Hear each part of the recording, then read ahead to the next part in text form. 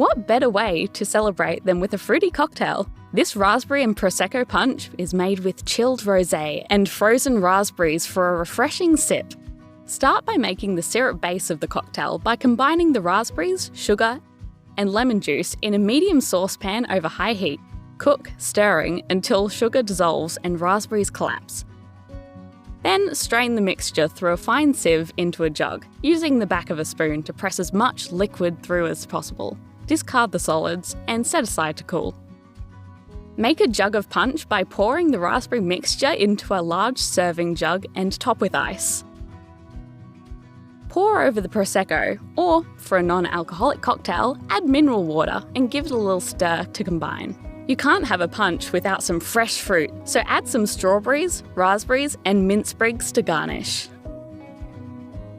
Cheers to you! Enjoy this refreshing raspberry and Prosecco punch with friends.